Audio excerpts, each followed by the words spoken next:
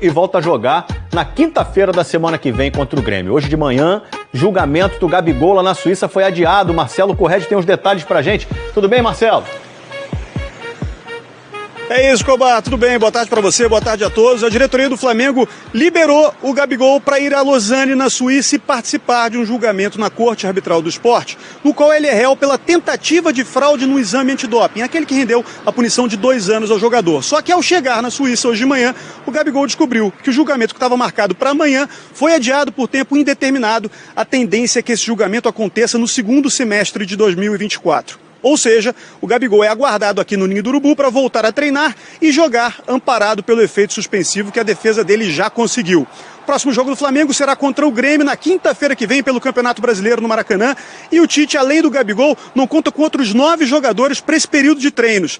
5 estão entregues às suas seleções para as datas FIFA. São os uruguaios Varela, Vinha, De La Cruz e Arrascaeta. Além do Pulgar com a seleção chilena, o Lohan está com a seleção sub-20 do Brasil e só volta para cá no domingo. E ainda tem os jogadores do departamento médico, o Ayrton Lucas, o Léo Pereira e o Alan. Ou seja, será um período para o Tite pensar nas soluções para esse jogo contra o Grêmio na próxima quinta-feira e deixar para trás a goleada por 6-1, que já foi muito comemorada em 3 dias de folga, Escobar. Pois é, agora segue adiante. Um abraço, Marcelo. Fala, torcedor do Flamengo, um vídeo aqui com informação quente sobre contratação no Flamengo, jogador que chega para jogar como titular. Ficou interessado, pessoal? Quer saber o que a empresa esportiva aqui comentou sobre esse assunto? Fique no vídeo até o final. São as notas que são dadas pelos nossos comentaristas, especialistas, em cada rodada do Campeonato Brasileiro para todos os jogadores. Junto com as todas estatísticas, as partidas. Né? Como?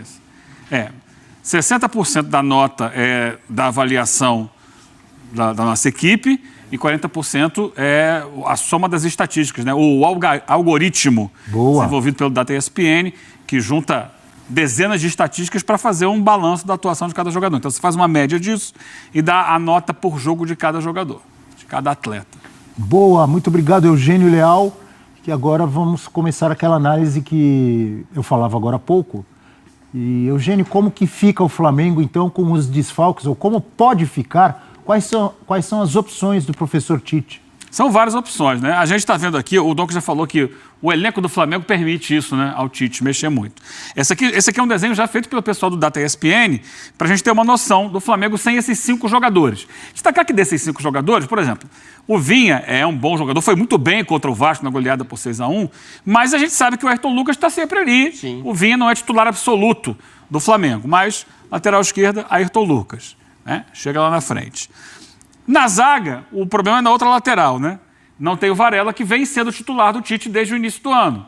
Se falou até do Varela sair do Flamengo na virada da temporada, mas não. E aí voltaria o Wesley, que jogou ano passado mais que ele. O Wesley é um atacante, né? Um lateral atacante. Ele vai muito à frente, não é exatamente um jogador de recomposição tão forte. Muda muito do Varela para o Wesley? Essa é a grande diferença, né?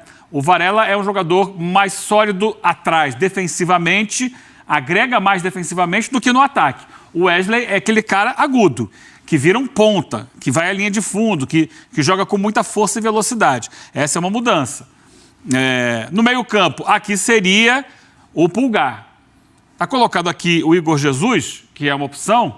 Quem vinha jogando se machucou, né? Vamos ver quanto tempo demora para voltar. É o Alan. Em princípio, a primeira opção é o Alan aqui.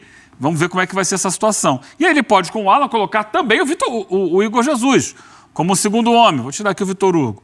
Um segundo homem é o Igor Jesus, que aí você pode liberar o Gerson para jogar mais solto, sem ter muita necessidade de voltar. Então o Gerson poderia fazer o papel do Arrascaeta, circulando mais por aqui. O Gerson que vinha jogando pelo lado. Se o Gerson jogar pela direita, como ele vinha jogando nas últimas partidas, o Bruno Henrique, que não é exatamente um jogador para jogar por aqui, até pode fazer uma dupla de ataque com o Pedro, mas a gente pode pensar em trazer aqui para o time o Gabi. Por que não? O Gabi como um segundo atacante por trás do Pedro, ele tem essa capacidade de movimentação, de circular mais por aqui. Ah, não, mas o Gerson, é melhor botar o Gerson aqui nessa função do Arrascaeta? Vamos trazer então o Lohan. Ah, eu ia perguntar. O Lohan é uma alternativa para fazer esse lado aqui, ó. Chegar vindo pela direita. E aí o Lohan, como traz a bola para dentro, ele tem essa característica de ser um jogador que entra mais, abre espaço para ultrapassagem do Wesley. Seria uma combinação interessante. Eu ia por esse comentar lado sobre aqui. o Lohan, Eugênio, porque esse período com esses desfalques importantes, de repente, se ele ganha mais espaço, mais minutagem, como a gente costuma dizer às vezes, ele pode aí se consolidar no time, né? Sim. Ganhar mais confiança, porque bola a gente já viu que ele tem, né? Você pode fazer outra Jovem. coisa, ó. Traz o Lohan aqui mais para dentro e coloca, como já foi titular do Flamengo, o Luiz Araújo na ponta. E aí o Bruno Henrique, eventualmente, onde ele ficar mais à vontade, que é no lugar do Cebolinha. Mas pode jogar Cebolinha pela não direita sai do também. time. Mas pode jogar pela direita também. Não, estou colocando como usar o Bruno Henrique, né? Ele normalmente tem sido o reserva do Cebolinha, ultimamente. Pode jogar também entrando na área, fazendo dupla com o Pedro. Então o Flamengo tem alternativas, né, Bel? Tem muitas opções. Mas assim, é que os jogadores que saem são muito qualificados. Algum comentário dos amigos aqui? Eu gosto muito das variações, acho que o Eugênio foi bem completo. Só uma coisa que eu pontuaria, assim, dentro do que eu acho do Flamengo. Eu só não substituiria o Gerson para fazer a função do De La Cruz hoje, porque acho que o Gerson evoluiu tanto na temporada jogando mais avançado, e dentre as opções que o Eugênio trouxe, eu gosto muito dele manter a função que ele já vinha exercendo, ou dessa, de repente, jogar por dentro, mas com mais liberdade, até porque acho que vai ter mais vulnerabilidade pelo lado direito com o Wesley. Então, assim, você ter o Alan e mais um Igor Jesus por dentro, com esse crescimento do Gerson na temporada e também não tornando o time um tanto quanto vulnerável na fase defensiva. Bloqueando mais aqui pela direita. Exato. Diz, né? Eu acho que a dúvida tá aí. Diga, Prats. Não, acho que a dúvida está essa que o Dom que citou aí. A mudança de posicionamento do Gerson não me parece que o Tite vai pensar a curto prazo, pelo menos para a volta do Brasileirão, né?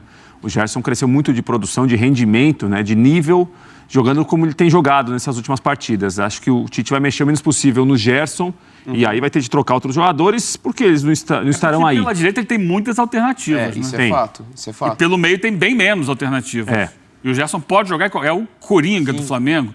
Pode jogar na do Arrascaeta, pode jogar na do De La Cruz e pode jogar como tem jogado aqui mais pela direita. Só que pela direita você pode colocar o próprio Lohan, você pode colocar o Luiz Araújo, você pode botar o Bruno Henrique, até o Gabigol.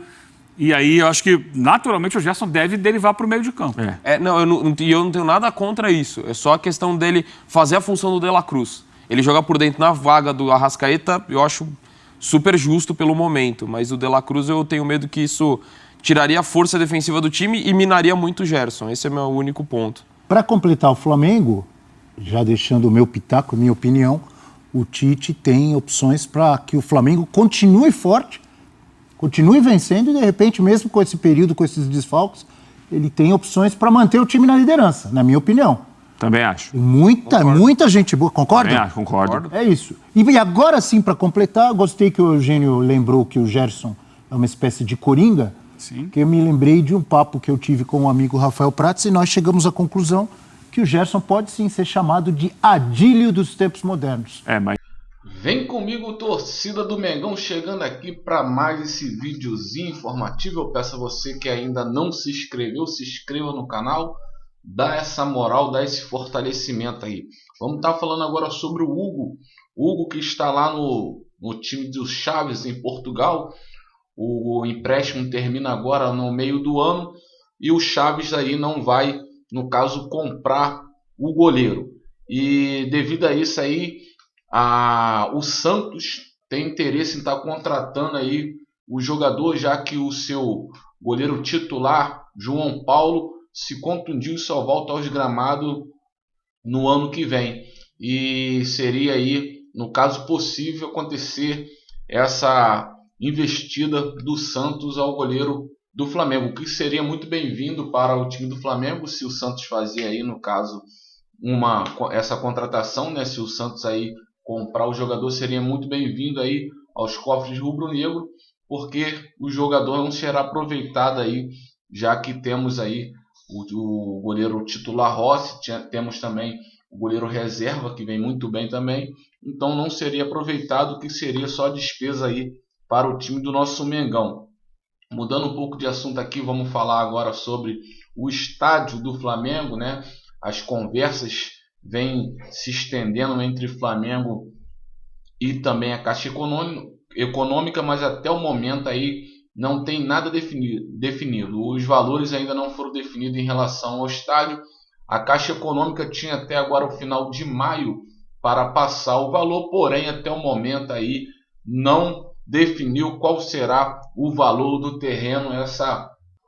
Essa negociação aí que vem se estendendo já há alguns dias, né, em relação aí ao valor que eles teriam que, no caso, passar. Vamos aguardar, vamos ficar aí em cima para saber o que vem acontecendo. E falando agora do próximo jogo do Flamengo, o Flamengo aí que tirou os 3 dias de folga depois da vitória sobre o Vasco da Gama, a goleada sobre o Vasco da Gama no domingo, tirou 3 dias de folga, né? Deu 3 dias de folga aí para o elenco, segunda, terça e quarta, se representaram hoje, no caso aí, para fazer preparação para o jogo contra o Grêmio, o jogo que será na próxima quinta-feira, dia 13 às 20 horas, horário de Brasília.